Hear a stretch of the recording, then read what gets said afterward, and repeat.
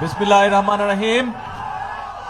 আজকের এই জনসভায় উপস্থিত সভাপতি, মঞ্চে উপস্থিত এই এলাকার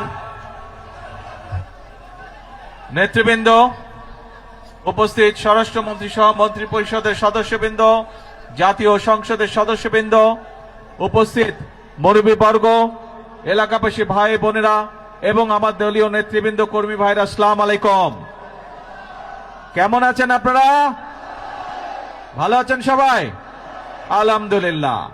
এই যে আজকে আপনাদের এখানে আসলাম, কেন এসেছি জানেন তো? কেন বলেন তো? কি কেন এসছে বলেন তো ভাই? ওই যে দূরে দাঁড়াচ্ছেন, হ্যাঁ, খাল খননের জন্য। কি নাম খালটার? পাতালি খাল। এই খালটা কিন্তু আজকে যে আমরা পুনর্খননের কাজে হাত দিয়েছে, এই খালটা প্রথম খনন করেছিলেন আজকে থেকে 50 বছর আগে কে? শহীদ রাষ্ট্রপতি জিয়াউর রহমান।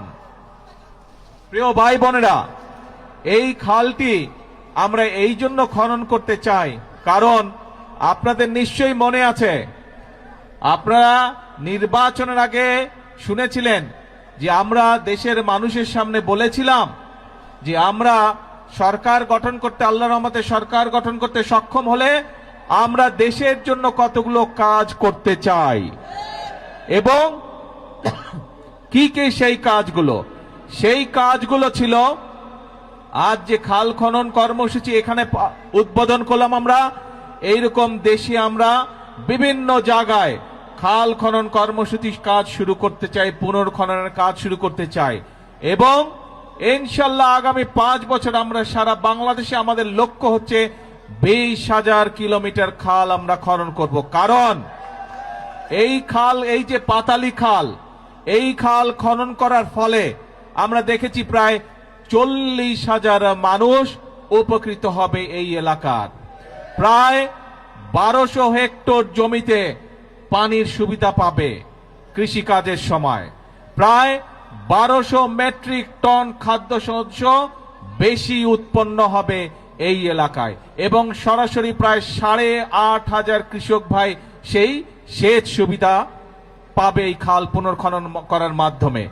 এইভাবে চিন্তা করুন, সারা বাংলাদেশে যদি আমরা যেই খালগুলোকে লক্ষ্য করেছি সেই খালগুলো যদি খনন এবং পুনর্খনন করতে পারি, তাহলে চিন্তা করুন এই একটি এলাকাতেই এই 10 বর্গ কিলোমিটার এলাকার মানুষ এই পানির সুবিধা পাবে। তার মধ্যে 40,000 মানুষ তো পানির সুবিধা পাবে, সাথে 8,500 কৃষক ভাই, সরাসরি যারা কৃষক, তারা সেই সুবিধা পাবে এই একটি উপজেলাতে, এই সদর থানাতেই।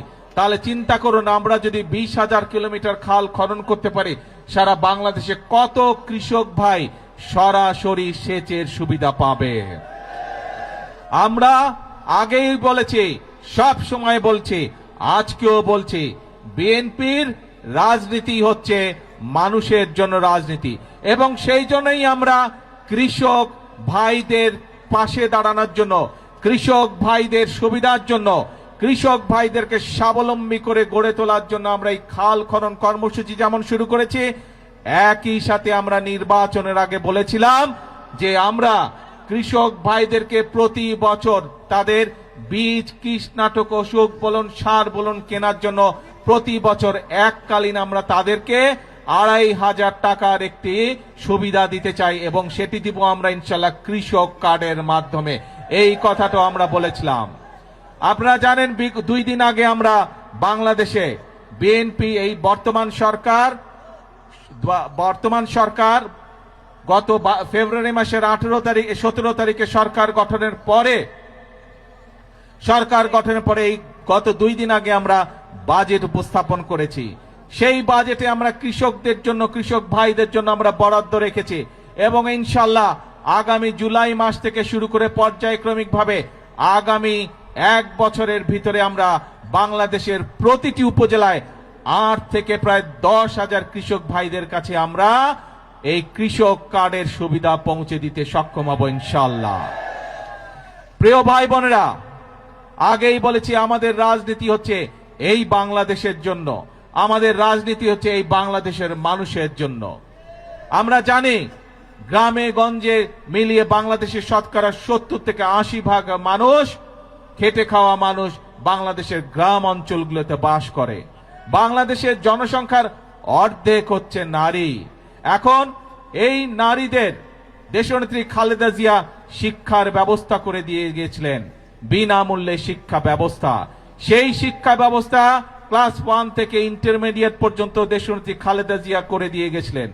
এই নারীরা যদি শিক্ষিত না হয়, তারা যদি স্বাবলম্বী হতে না পারে, তাহলে পুরুষের পাশে দাঁড়াতে পারবে না এবং বাংলাদেশ এগিয়ে যেতে পারবে না। সেই জন্য এই নারীদের শিক্ষা ব্যবস্থা, তারা যাতে আরো শিক্ষার সুযোগ পায়, সেই জন্য স্নাতক পর্যন্ত বা ডিগ্রি পর্যন্ত আমরা এই বর্তমান সরকার মেয়েদের শিক্ষা ব্যবস্থা ফ্রি করার ঘোষণা দিয়েছে। এবং শুধু তাই নয়, একই সাথে আমরা যারা ভালো রেজাল্ট করবে তাদেরকে আমরা উপবৃত্তিও দিব, সেই ব্যবস্থাও আমরা রেখেছি এই বাজেটের মধ্যে।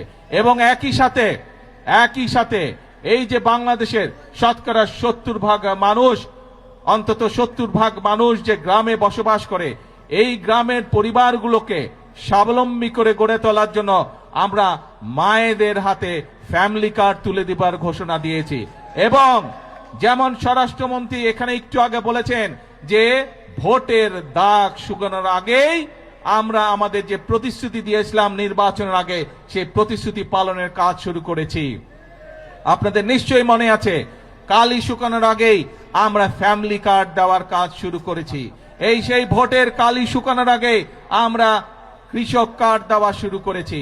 ভোটের কালি শুকানোর আগে আমরা খাল খননের কাজ শুরু করেছি।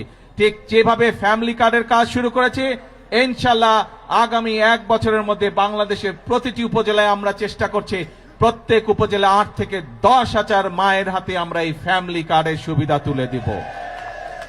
প্রিয় ভাই বোনেরা, আপনারা দেখেছেন যে বাজেট ঘোষিত হয়েছে 2 দিন আগে, সেখানে আমরা বলেছি আমরা এই দেশের মানুষের চিকিৎসার ব্যবস্থা ঘরে ঘরে পৌঁছে দিতে চাই। মানুষ যাতে চিকিৎসা সুবিধা পায়, মানুষ যাতে স্বল্প মূল্যে ওষুধ পেতে পারে, তার জন্য আমরা ব্যবস্থা গ্রহণ করছি। এবং সেই জন্যই অনেকগুলো চিকিৎসা ব্যবস্থার অনেকগুলোর উপরে আগের সরকারগুলো ট্যাক্স রেখে গিয়েছিল, ভ্যাট দিয়ে গিয়েছিল, আমরা সেই ট্যাক্স গুলো আমরা উঠিয়ে নিয়েছি। তার ফলে আগে একজন হার্টের রোগী সে যদি স্টেন্টিং করত, তাহলে তার যেখানে প্রায় 1.25 লক্ষ টাকার মতন খরচ হতো, সেই টাকা এই ট্যাক্স উঠায় নেবার পরে আগামী জুলাই মাস পর থেকে ইনশাল্লাহ সেটি প্রায় অর্ধেকে নেমে আসবে। শুধু তাই নয়, অনেক মানুষ, বাংলাদেশের অনেক মানুষ কিডনি ডায়ালিসিস রোগী আছে, কিডনি ডায়ালিসিস করতে হয়, সেই ডায়ালিসিসের যে ওষুধ আসে সেটিরও ট্যাক্স তুলে নেওয়া হচ্ছে। তার ফলে এখন প্রায় 800 থেকে 8,000 টাকা পর্যন্ত প্রত্যেকটি রোগীর প্রত্যেকটি ডায়ালিসিসের ক্ষেত্রে খরচ কমে আসবে। প্রিয় ভাই বোনেরা, এই কাজগুলো করার উদ্দেশ্য এবং কাজগুলো করার লক্ষ্য একটি। কি সেই লক্ষ্য? সেই লক্ষ্য হচ্ছে দেশের মানুষ যাতে একটু ভালো থাকতে পারে। আজকে সকালবেলায় আসার সময় যখন আমি প্লেনে করে এই কক্সবাজার আসছিলাম, তখন আমি প্লেনে বসে বসে পত্রিকাগুলো দেখছিলাম যে কি কি সংবাদ করেছে। অনেকগুলো পত্রিকাতে আমি দেখলাম, পত্রিকাগুলো নিউজ করেছে প্রতিবার বাজারের সময় নিত্য প্রয়োজনীয় জিনিসের মূল্য পরের দিনই বৃদ্ধি পায়। আল্লাহর রহমতে আলহামদুলিল্লাহ, শুকুর আলহামদুলিল্লাহ, এইবার বাজেট দেওয়ার পরে এখন পর্যন্ত কোনো জিনিসের দাম বৃদ্ধি পায়নি। কারণ চাল, ডাল, তেল, নুন সব প্রয়োজনীয় যে জিনিসগুলো আছে তার উপরে যে সকল ট্যাক্স ছিল, বর্তমান সরকার এই 2 দিন আগের বাজেটে 60টি পণ্যের উপর থেকে ট্যাক্স তুলে নিয়েছে, যাতে করে নিত্য প্রয়োজনীয় জিনিসের দাম না বাড়ে। প্রিয় ভাই বোনেরা, কারণ উদ্দেশ্য একটি, লক্ষ্য একটি, দেশের মানুষ যাতে ভালো থাকতে পারে। কিন্তু প্রিয় ভাই বোনেরা, আমরা যেমন মানুষের নিত্য প্রয়োজনীয় জিনিসের, ওষুধ, বিভিন্ন চিকিৎসার বিষয়ের ট্যাক্স কমিয়ে দিয়েছি যাতে সেগুলোর দাম কমে যায়, যাতে মানুষ স্বস্তিতে থাকতে পারে। আমরা ট্যাক্স বাড়িয়েছি কিসে? আমরা ট্যাক্স বাড়িয়েছি মদের উপরে। আমরা ট্যাক্স বাড়িয়েছি কিসে? আমরা ট্যাক্স বাড়িয়েছি সিগারেটের উপরে, যা মানুষের জন্য ক্ষতিকারক। কিন্তু আমরা সামাজিক মাধ্যম সহ বিভিন্ন নিউজের মধ্যে দেখলাম একটি খবর। সেই খবর, বিরোধী দল দেখলাম বলছে যে এই বাজেট তারা মানে না, গণবিরোধী বাজেট মানে না। প্রিয় ভাই বোনেরা, আপনাদের কাছে আমার প্রশ্ন, দাঁড়াও, প্রিয় ভাই বোনেরা, আপনাদের কাছে আমি প্রশ্ন রেখে যেতে চাই, যেই বাজেটে ট্যাক্স কমানো হয় সেই বাজেটও বিরোধী দল মানে না। যেই বাজেটে মদের দাম বাড়ানো হয়, যেই বাজেটে সিগারেটের দাম বাড়ানো হয়, সেই বাজেটও বিরোধী দলের পছন্দ নয়। তাহলে এবার বিরোধী দলের উদ্দেশ্য বুঝতে পেরেছেন, লক্ষ্য বুঝতে পেরেছেন? তাদের লক্ষ্য বা উদ্দেশ্য দেশের মানুষের পাশে দাঁড়ানো নয়, তাদের উদ্দেশ্য একটাই, তাদের লক্ষ্য একটাই, সেটা হচ্ছে দেশের মধ্যে একটি অস্থিতিশীলতা, অশান্তি তৈরি করা, মানুষকে বিভ্রান্ত করা। প্রিয় ভাই বোনেরা, আমরা আরেকটি বিষয় এখানে বাজেটের মধ্যে উল্লেখ করেছি, বাংলাদেশ কৃষি প্রধান দেশ, কিন্তু কৃষির সাথে সাথে একই সাথে আমাদেরকে শিল্প বাণিজ্য গড়ে তুলতে হবে, এবং সে কারণেই শিল্প বাণিজ্য যদি গড়ে উঠতে পারে আমাদের সন্তানরা সেখানে কর্মসংস্থানের ব্যবস্থা হবে, চাকরি বাকরি ব্যবসা বাণিজ্য করতে পারবে।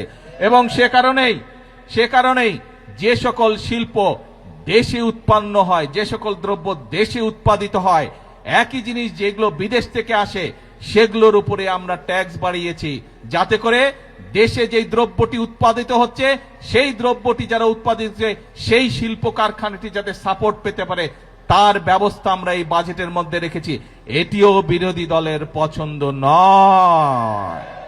এখন প্রিয় ভাই বোনেরা, দেশের মালিক আপনারা, দেশের মালিক কোনো রাজনৈতিক দল নয়, দেশের মালিক কোনো পরিবার নয়, দেশের মালিক হচ্ছে বাংলাদেশের 20 কোটি জনগণ। এই 20 কোটি জনগণ যারা দেশের মালিক, আপনাদের কাছে আমি প্রশ্ন রেখে যাচ্ছি, আপনাদের কাছে আমি বিচার দিয়ে যাচ্ছি, যে যারা জনগণকে বিভ্রান্ত করতে চায়, যেই বাজেটের মাধ্যমে জনগণের জন্য স্বস্তির ব্যবস্থার চেষ্টা করছে সরকার, সেই বাজেট বলে বিরোধী দল মানে না। তারা দাবি তুলেছে কেন মদের উপরে আমরা ট্যাক্স বাড়ালাম, তারা দাবি তুলেছে কেন আমরা সিগারেটের উপরে ট্যাক্স বাড়ালাম, এই তাদের দুঃখ, তাদের কষ্ট। কেন বর্তমান সরকার 60টি নিত্য প্রয়োজনীয় দ্রব্যমূল্যের ট্যাক্স কমিয়ে দিল, এই হচ্ছে তাদের দুঃখ। তাহলে কি এরা জনগণের বন্ধু হলো? জনগণের বন্ধু তারা হলো না। প্রিয় ভাই বোনেরা, আজ সময় এসেছে কারা জনগণের বন্ধু এবং কারা জনগণের বন্ধু নয় এইটি সঠিকভাবে নির্ণয় করতে হবে। আমরা অতীতে দেখেছি জনগণকে বিভ্রান্ত করে অনেকে অনেক কথা বলেছে, কিন্তু জনগণের ভাগ্য পরিবর্তন হয়নি, দেশের ভাগ্য পরিবর্তন হয়নি।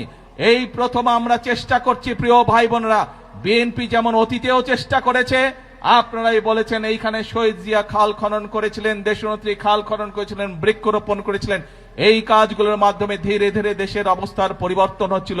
কিন্তু যারা বিভ্রান্তকারী, যারা ষড়যন্ত্রকারী, বিভিন্ন সময় তারা ষড়যন্ত্র করেছে এবং ষড়যন্ত্র করে মানুষের ভাগ্যের পরিবর্তনের যে গতি তাকে তারা বন্ধ করতে চেয়েছিল, দেশের ভাগ্যের পরিবর্তনের যে গতি তাকে তারা বন্ধ করতে চেয়েছিল। বিগত 12 তারিখের নির্বাচনে বাংলাদেশের মানুষ সিদ্ধান্ত নিয়েছে দেশের জন্য যারা কাজ করে তাদেরকেই বাংলাদেশের মানুষ দায়িত্ব দিয়েছে। আগেই বলেছি আমাদের সকল বিএনপির সকল ক্ষমতার উৎস হচ্ছে জনগণ, কাজেই জনগণের শক্তি হচ্ছে আমাদের শক্তি, জনগণের সমর্থন হচ্ছে আমাদের সবচেয়ে বড় সমর্থন, জনগণের শক্তি হচ্ছে আমাদের সবচেয়ে বড় শক্তি। আমাদের সাথে জনগণের সমর্থন আছে বলেই যতক্ষণ আমাদের এই ধরে প্রাণ থাকবে আমরা ততক্ষণ পর্যন্ত এই দেশ এবং এই দেশের মানুষের জন্যই কাজ করে যাব, এবং এই কাজের মাধ্যমে আমরা চেষ্টা করব সর্বোচ্চ শক্তিতে ইনশাআল্লাহ চেষ্টা করব এই দেশের ভাগ্যের পরিবর্তন করার জন্য, এই দেশের মানুষের ভাগ্যের পরিবর্তন করার জন্য। কারণ এই দেশই হচ্ছে বিএনপির প্রথম ঠিকানা, এই দেশই হচ্ছে বিএনপির শেষ ঠিকানা। সেজন্যই প্রিয় ভাই বোনেরা, আজকে আসুন, দেশ আমাদের সকলের, এই দেশই আমাদের প্রথম ঠিকানা, এই দেশই আমাদের শেষ ঠিকানা। সেজন্যই আমরা বলি এই দেশকে গড়লে আমরাই ভালো থাকবো, আমাদের সন্তানরাই শান্তিতে থাকতে পারবে। এই দেশকে যদি আমরা গড়তে না পারি তাহলে আমাদের সন্তানরা দুঃখ কষ্টে থাকবে। কেউ কি চায় নিজের সন্তান কষ্টে থাকুক? কেউ আমরা চাই না। সেজন্যই আমরা একটি কথাই বলি সব সময়, করব কাজ সবার আগে বাংলাদেশ। আল্লাহ হাফেজ। বাংলাদেশ জিন্দাবাদ।